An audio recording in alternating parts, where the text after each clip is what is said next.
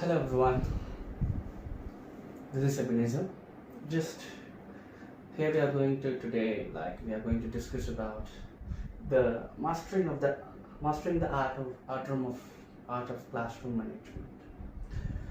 So being an educator for the last 14 years, it's at times it becomes a quite challenging for an educator, for a facilitator, whatever the term you may use, uh,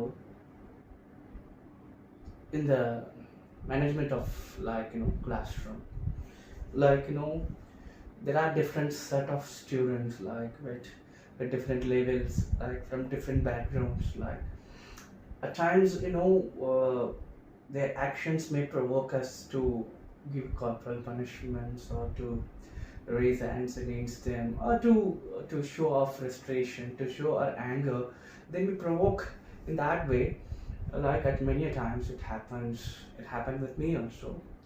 So, I feel that classroom management is it is a set of rules which has been clearly explained to the students, so that they are aware what is the expectation of a teacher. So it is not like that. So we should be very much pretty clear about explaining our expectations, just letting the children know our expectation. What is the expectation of a teacher? What is the expectation of a classroom? How they should behave. Once your expectations are set, once your expectations are explained clearly, so I hope many children will try to follow the to fulfill your expectations. Yeah, it happens. I have I have worked, I have applied in my classrooms. It was quite successful, right? It's quite successful. Not was, it is quite successful. So let us let us talk about this. What is classroom management first of all, right? So as you see, there are two major goals for this classroom management. Okay, one is the student involvement. That is very important. It's not only one-way process. The classroom is always two-way process, students and the teacher. The involvement of both is very much crucial, is very much pivotal in maintaining, in having a good classroom. Okay, a teacher should be efficient, right? A teacher should have a control on students. A teacher should have knowledge, have subject knowledge as well. So the students will observe all these things. Oh, then they will then they will judge a teacher, yes, this teacher is efficient. We cannot we cannot trouble the class. We cannot, whatever the way we want to do that, we cannot do it in the class because teacher knows everything. So we have to first create that sort of impression in the classroom, and after that we have to explain it to the students what is your expectation in that way. And after involving the students in the classroom activities, and cooperation, we have to, it's a cooperation only. Two, as I told you, it is a two-way process. And another major goal is to establish a protective working environment. Working environment for us both. The students are what? They are in the classroom to read, to study, right? They are professional, professional students. I call them as always, they are professional, right? I am also professional. So it is, my professional is teaching, right? And their professional is studying. So we have to create that mutual working environment. So that is a major goal of this classroom management. Okay, so if you talk about what are the key points of classroom management, we can say that. Okay, so first the definition, you talk about that it creating a kind of a safe, organized and supportive learning environment for students. The management, the classroom management, it's we have to ensure everyone is safe, and everything is organized, aligned with rules, aligned with your system. The system is very much important in the classroom, aligned with clause, aligned with certain expectations, and supportive learning environment, and we have to be giving support to the students. Yeah, they are students at times, they are not in that age to understand everything the way we are. And even though at times we also, many a times, fail to understand many things, So we cannot expect the students that everything whatever we say that will be meticulously followed. Yeah, they may be deviated at times here and there. Okay, they may go astray here and there at times, but it is our moral responsibility to correct them. So every time we have to correct them, we have to find ways to correct them, right, to give supportive environment for our students. And what are the components we have to see? The components are like setting expectations, like as I told you before, and monitoring students behavior. Yes, once you are set your expectations, and you have to monitor the students behavior. Once you have come across a certain issue of the students, like after giving counseling by the by the teacher, by you, or by any supportive environment, supportive teacher, whatever it is. Okay, and after that, are we regularly following up? Yeah, regular follow up is very important. That is there any change in that behavior of the child? Okay, or still the child remains the same? If he remains the same, then we may have to find other ways to correct the child, to make improvement in the child. And responding to misbehavior, yes, we cannot ignore their problems, we cannot ignore their misbehaviors in the classroom. I have seen certain teachers ignore their misbehavior. It is a challenge for you as a teacher, like they are testing you, so we cannot ignore their misbehaviors, we cannot ignore their issues, like if there's disobedience, whatever it is, we cannot ignore them, we have to correct them. And they should be aware that if I do any mistake, I will be questioned, I will be asked by the teacher, I may be penalized. So that fear should come upon the students, that's very important. So if we ignore, that means you are supporting them indirectly or directly, whatever you may say, right? And they know the teacher will not say anything, although she or he listens, but they pretend like what they don't, they're unseen, right? So don't ignore ever. And purpose helps maintain an orderly classroom and minimizes disruptive behavior. Yeah, so once you set your expectations, it will minimize your disruptive behavior. In certain schools, I've seen students continuously disturbing the class. Just one or two disturb the entire class, and they have no rights to do, because in a classroom of 25, two disturbs, 22 are good listeners who wanted to learn in the class, their class also will be disturbed. So we should not allow them, right? So you have to be pretty careful at that time. And what are the proactive strategies that we are going to see? Like establishing routines and procedures, like providing clear instructions, using positive reinforcement and reactive strategies, right? And outcomes. This is what we are going to see in that. Okay, first let us talk about creating a positive learning environment. It's very much it is very much important to create a positive learning environment. When we were in our schools, yes, there were a lot of positive environments, but that were made out of fear. We have seen teachers coming to school with sticks, we had been many a times we had been penalized by the teachers with sticks. We were beaten up, right? Okay, the corrections were good. I'm not telling that the corrections were not good. Obviously, it was very good. The corporal punishments were there. We had fear of teachers, right? But now the system has changed. We do not we cannot give corporal punishment, but there are many ways have been have been introduced to just to tackle the students, their misbehavior, whatever it is, right? First, creating a positive learning environment, right? Okay, so what is a positive learning environment? So how it is going to help you being a teacher? It is going to help you being a teacher. It's going to give you a supportive learning environment for teaching and learning. It is going to help us both, like me and my students. It's very important. Okay, so and what are the key elements of this? If I talk about key elements, establishing a respectful teacher-student relationship, right? Setting clear expectations, providing a safe and supportive atmosphere, right? So it is going to give a mutual understanding between a teacher and student. It's very important. It's a very like crucial role, like mutual understanding between teacher and students, very important. If until and unless the child respects the teacher, like that it is not going to be the learning environment. Like if the child has to respect the teacher, then only it is going to be a learning environment, right?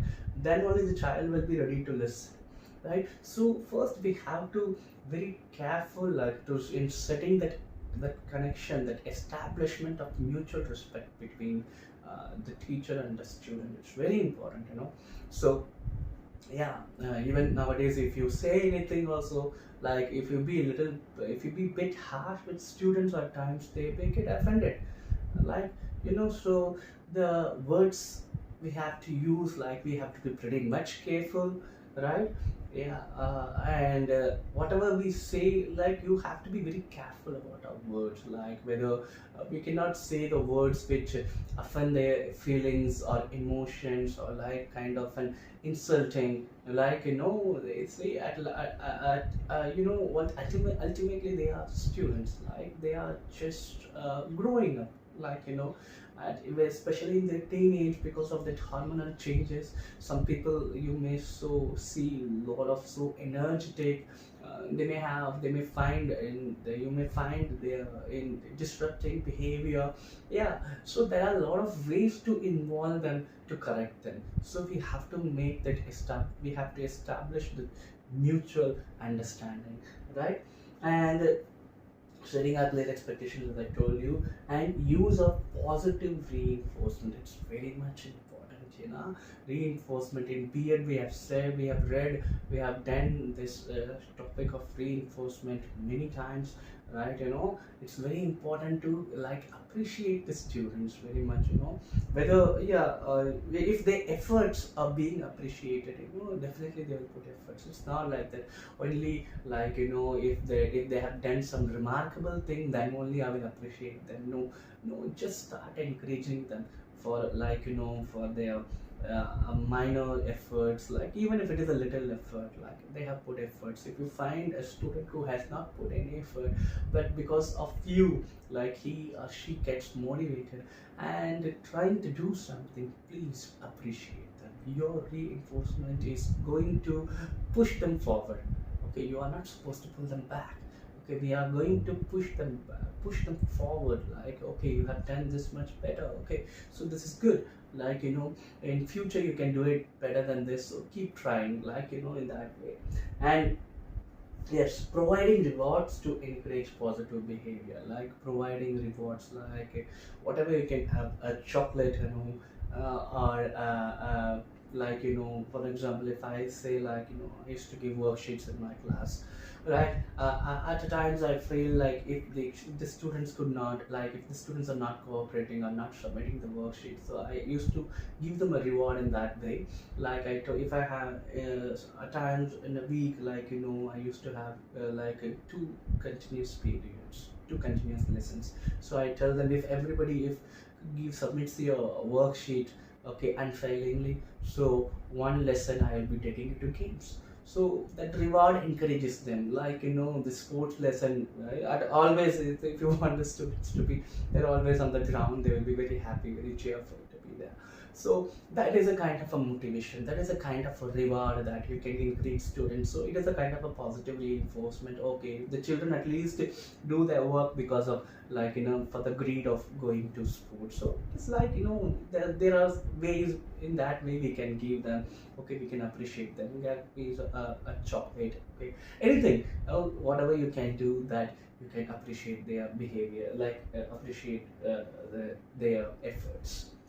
And meaningful learning opportunities, like assigning challenging tasks, encouraging collaborative work, giving constructive and meaningful feedback. Okay, so assigning challenging tasks. What is the meaning of assigning challenging tasks?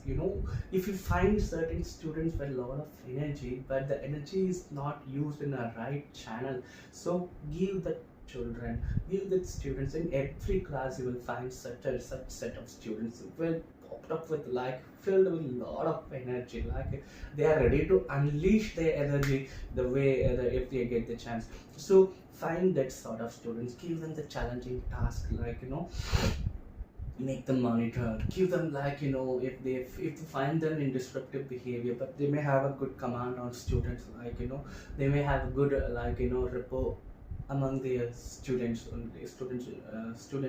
So you make them monitor, like give them some responsibilities, so they will do it meticulously, they will do it wonderfully, remarkable job they will do. So in that way you can encourage them, and encouraging collaborative work, the teamwork, and giving constructive and meaningful feedback, it's very important. Once the feedback is very important, if you have assigned the task to that student, like if you have assigned that the child as a monitor, as you have given any responsibility as a uniform monitor, right, as a notebook monitor, electricity monitor, anything, and if you have and you have to continuously, you have to follow that whether the child is doing the duty right regularly or not, and ask the students, like and after that, if you, it is not like that, just if that child has been made as a monitor and he becomes like supreme, he feels himself as a supreme leader, and he may come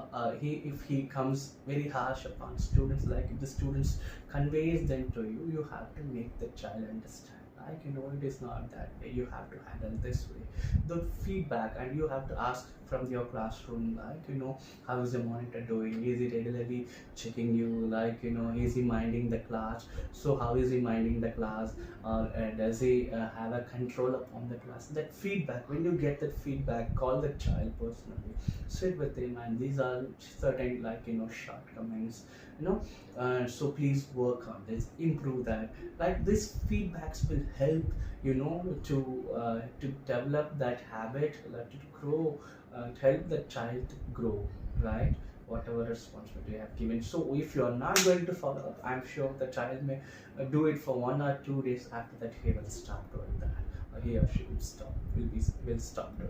So please give the continuous feedback, okay. And establishing rules and procedures when it comes to classroom, like please make sure your rules and procedures are very clear, like what is the expectation in the class, okay. Clear instruction, it should be very minimal, right, so you tell the teacher, like as soon as you go to the classroom, on the way on the day itself, like this is me and this is my expectation. Like for an example, I'm being an English teacher, I always expect everyone to speak in English only, whether you may speak with mistakes, not an issue, but no other language will be encouraged except English. So you have to make them clear that teacher expects that I'm expecting you all to speak in English.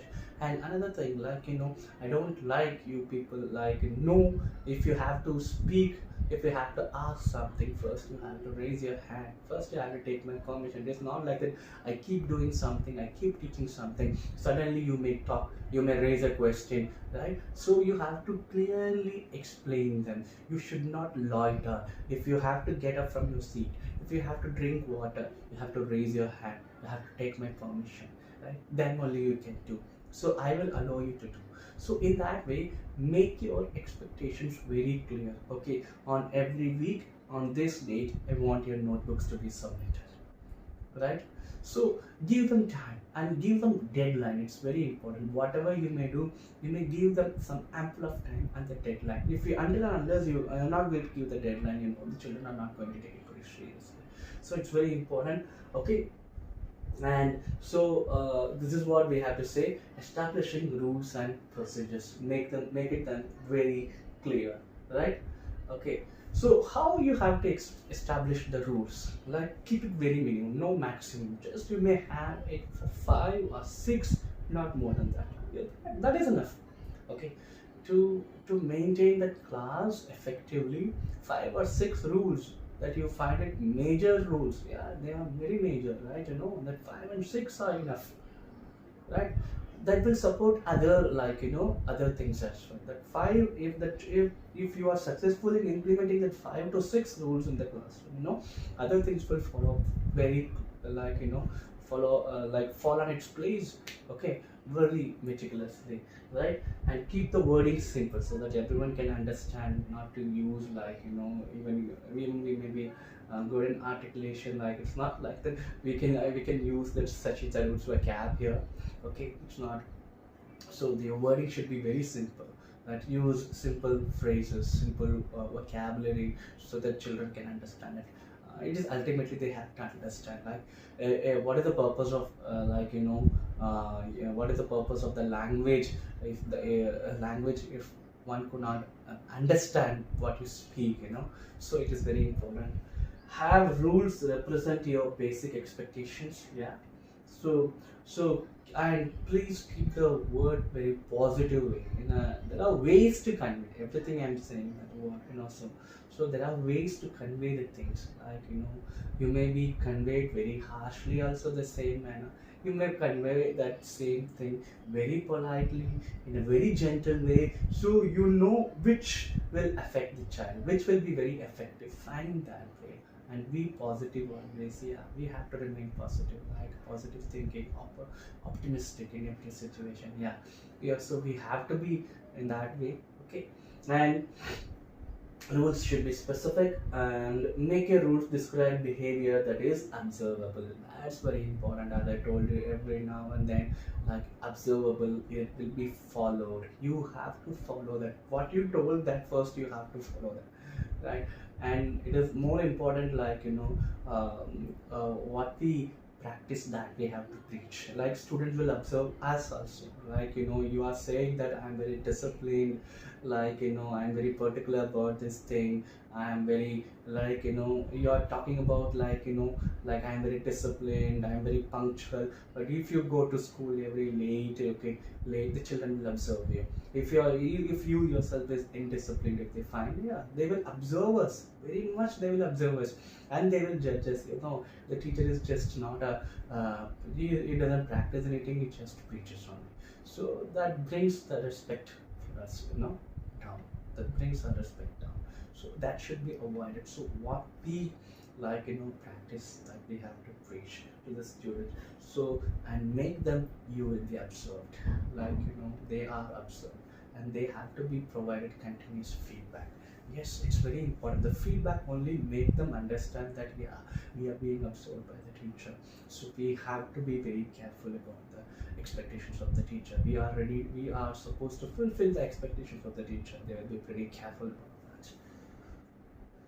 And same as I told you, okay, so make your rules describe behavior that is measurable, okay. Assign consequences to breaking the rules, okay, and assign consequences to breaking the rules. If the child is breaking the rule, breaching the rule of your of the classroom, they should be aware that what are the consequences they have to, like face. It's very important to make them understand, yeah, consequences are there. It is not, otherwise everybody will be doing, like whatever they want. It's very wrong there. If you do mistake, you will be penalized. Yes, it's for sure. Not a corporal punishment, but in other ways, that is for sure. That has to be done. There's no compromisation with consequences. Of giving consequences if the rules are breached. It's very important, right? Okay, and always include a compliance rule, okay, which could be complied with everyone, like that, which could be followed by everyone. And keep the rules posted in the classroom. Make a chart, and what is the expectation of the, what are the classroom expectations, that make 5 or 6 in that classroom. So jot down, make child to do it, and that should be always in the class, and like this is what the expectations, and this has to be done in the classroom. That will be helping the students, like in a large number, right? And and you have to also make them recite the rules every day, like just hardly takes first, like hardly takes 1 minute, to calm the student, yeah, what are the first two rules, every day, recite the rules, like first day, like first two rules, and second day the second two rules, so they will be familiar with the rules, and they will be very particular in following that. So it is very important in that way you can do it. So what are the appropriate rules? This in that way you can make a chart, be responsible, pay attention, do your best, be kind to others, respect authority, be polite, and what are the preferred rules in the classroom? This is what very important. Okay, this is what I told about the positive way of conveying the things, keep hands, feet, and objects to yourself in a positive way, so that the child will not get offended. Okay, it's good. Like we have to be mind our legs, we have to mind our hands. Some people you might have seen some children sitting, stretching their legs, hands like this. They may not have that classroom, sitting properly. So in that way, okay. So what we have to do, keeping hands, feet, and objects to yourself, and raise your hand and wait for permission to speak. So in that way also we have to do, we have to encourage them, like you know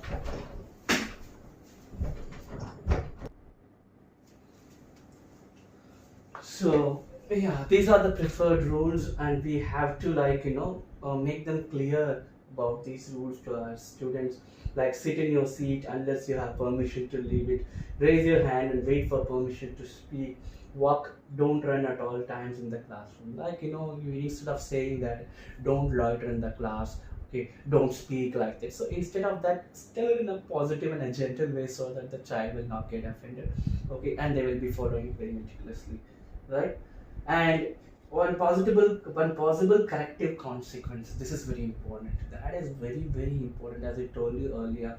If any rules are breached, okay, so they have to be face the consequences. It's very important, they should be have that fear, if we breach anything, if we are not following the classroom rules, we will be penalized, right? So it is very important, proximity management, verbal reprimand and warning, time out after class, in class timeout, parental contact, restitution, principal notification form, and disciplinary referral. So these are the things we can do, so what is the proximity management? If you talk about proximity management, a non-verbal classroom management strategy where teacher moves closer to a student who is displaying disruptive behavior, so if you find that the child is very disturbing, it's not necessary keep on shouting. You just go to that child nearby, just go quietly, okay, we just stand near to the child, okay, he will be the child will come to know that he's being observed in the class. So your presence itself make the child pretty aware, to have a proper behavior in the classroom. It's not every time to be be shouting, screaming in the class, and once they become habitual of that, whatever you may shout or scream, they will say, hey, this teacher is like that only, he or she keeps on yelling and shouting, but nothing he can do. So certain times your non-verbal commitment, non-verbal action, your presence, just standing next to the child itself, will make an impact in the classroom. And verbal reprimand, and verbal warnings, you can say, yeah, I have given you the warning, you are continuously disturbing the class, you are continuously speaking in the class, this is the first warning, second warning, after second warning, the third warning, I will be taking action against you, so you have to make the child, and the consequences have to be clearly explained to the child, first two we will be giving one and more verbal warnings, and third time we may call your parents through phone, your parents will be conveyed, and after that also, if you will continue to do that, you will be given a warning letter by the principal. And fifth one, if things go out of control, there may be restrictions, termination from the school in certain, it's not with every case, depends on the gravity of the issue. So that has to be clearly explained to the students. and time out after the class. So if the child missing the work, like the child misses his or her work, not completing his notebook or not doing anything, so you just make them sure, you will not be going home after class. You have to be staying here. Like your parents may come and pick up. They have you until or unless you complete your work. You cannot go home like during regular like after school. Like you have to give extra time. Like you have to stay after school. Like it would be the parents may also raise objection, why I may not have time, I cannot come and pick. Like so the child will be in that fear. Okay, if I would have been stayed back, it will be difficult for me also, for my parents also. So the child will, okay, no, he will be just very particular, and he or she starts doing his or her work. Okay, not be also that can be done. And in class timeout, so if you find any students very disturbing, like temporarily changing the seat and or calling him or her next to you, okay, so in that way, you can try to manage the class. And parental contact is very important. If the child is repeatedly doing any, having any misbehavior in the classroom, the parent should be involved very, very importantly, right? So parents should be aware. Like all of a sudden you are not contacting them at all, when even that issue comes very in a larger way, and all of a sudden you are calling and informing the parents your child has done this or that. So the parent, obviously they will not accept it. So they will say, what the hell have you been doing this many days? Like you didn't inform me at all. Like you should have been informed. Like because whenever they are in school, they are our responsibility. If there is a big change in their behavior, we have to inform them. Like at home we are not going to do anything, but in the classrooms, whatever. So the parents involvement is very, very important. They have to be involved in all aspects, positively and in negatively, or in negative behavior also, whatever it is. Try to involve the parents in all ways, right? And restitution, what is the restitution? Right, the students is required to make amends for their actions, such as apologizing, repairing damaged property, or completing a related task to understand the consequences of their behavior. So if the child has broken anything in the classroom, we can ask that, yeah, it is quite everywhere, it is quite normal. If the child, if any property is damaged by the child, that child only, that parent only has to take responsibility in, in mending that, okay, in repairing that. The entire cost will be borne by the student only. So in that way also we have to make them aware. And next is principals, and taking it to the principal's attention, that being the head of the institution, the principal should be knowing all these things.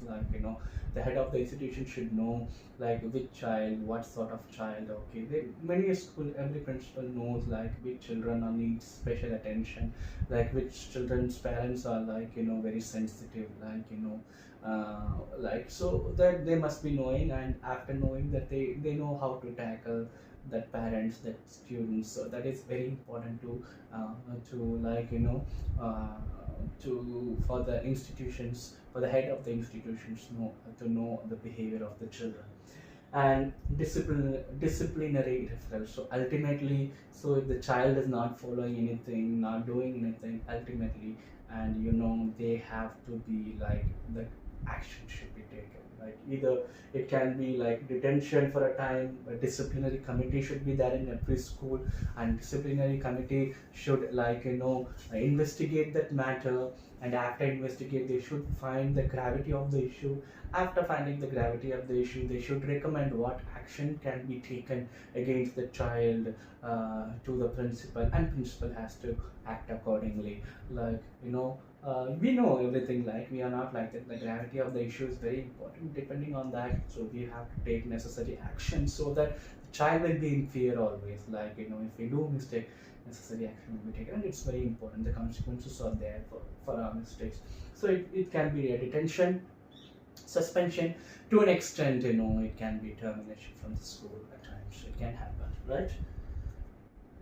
So these are the effective classroom, to have an effective classroom management. So these are the things which we have to do in our classrooms. As I told you before, like please explain your class, like please make your class understand that what are your expectations. Like that expectations have to be like very clearly told to the class. Okay, I told you to make a chart and jot down those expectations and paste them on the notice board, like and ask them to recite every day at least two, three, like and after that we have to follow up them, and they should be like observed, like and we have to give reinforcement for their efforts, like and continuous feedback, right, of their improvement of their behavior, that should be given in the classrooms.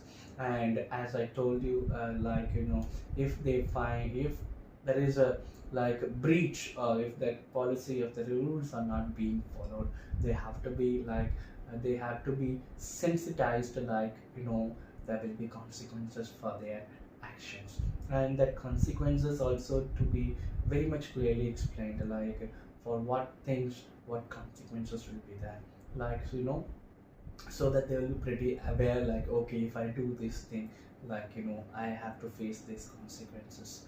Okay, so in that way, so you can establish a very good classroom, and there will be a mutual understanding between teachers and students. So we have to be in that way, like so that the class we can have an effective classroom, that will be a learning environment for everyone, like so if we by following all these things, by practicing all these things in our classroom, I hope you will have a wonderful classrooms always. Thank you.